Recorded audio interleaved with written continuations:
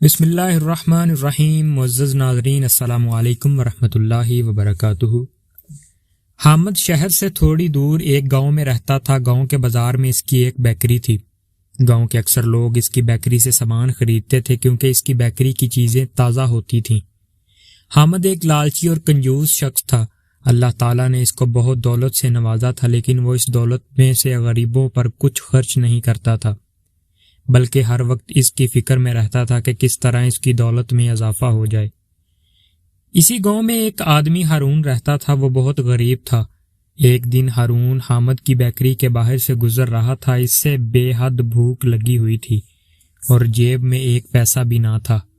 حامد کی بیکری سے تازہ ڈبہ روٹیوں کی خوشبو آ رہی تھی۔ ہارون بیکری کے باہر کھڑا ہو کر ڈبہ روٹیوں کی خوشبو سونگھنے لگا۔ حامد بیکری میں بیٹھا یہ سب کچھ دیکھ رہا تھا۔ وہ اپنی جگہ سے اٹھا اور بیکری سے باہر آ کر ہارون کو پکڑ لیا اور کہا کہ تم نے میری بیکری سے آنے والی خوشبو کو سونگھا ہے، اس لیے تم اس کے پیسے دو۔ ہارون بہت پریشان ہوا کیونکہ اس کے پاس تو پیسے ہی نہ تھے۔ اس نے حامد سے کہا، بھائی حامد، میں نے تم سے کوئی چیز تو نہیں خریدی کہ میں تم کو پیسے دوں، میں تو صرف خوشبو سونگھی ہے اور خوشبو سونگھنے کے پیسے نہیں ہوتے۔ اب تو حامد غصے سے چلانے لگا۔ لوگ جمع ہو گئے۔ لوگوں نے بھی سمجھایا کہ ظلم مت کرو، ظالم کو اللہ تعالیٰ پسند نہیں کرتے اور اللہ تعالیٰ ظالم کو ذلیل کر دیتے ہیں۔ لیکن حامد نہ مانا اور اس نے کہا کہ ہمارا فیصلہ قاضی صاحب یعنی کہ جج صاحب کریں گے، اور یہ کہہ کر وہ ہارون کو عدالت کی طرف روانہ ہوا۔ ہارون نے راستہ میں اپنے بھائی زاہد کو بھی بلا لیا، وہ بھی اس کے ساتھ چلے اور اس کی مدد کرے۔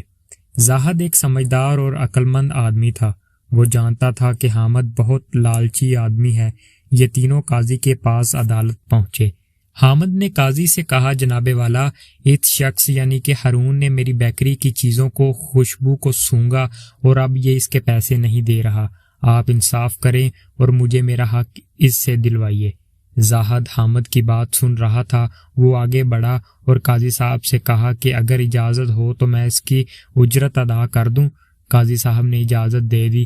زاہد نے جیب سے سکوں سے بھری ہوئی تھیلی نکالی اور حامد کے کان کے قریب تھیلی کو ہلایا، جس سے سکوں کی چھن چھن پیدا ہوئی۔ زاہد نے حامد سے کہا، کیا تجھے سکوں کی آواز سنائی دی؟ حامد نے کہا، ہاں۔ زاہد نے کہا، یہی آواز کا سننا اجرت ہے اس سونگنے کی جو ہارون نے سونگا۔ قاضی صاحب زاہد کی عقل مندی سے بہت خوش ہوئے اور ہارون کو آزاد کر دیا اور پورے شہر میں اعلان کروا دیا کہ حامد ایک لالچی آدمی ہے۔ اب جو لوگ پہلے حامد سے محبت کرتے تھے، اس کی لالچ اور غریبوں پر ظلم کرنے کی وجہ سے اس سے نفرت کرنے لگے۔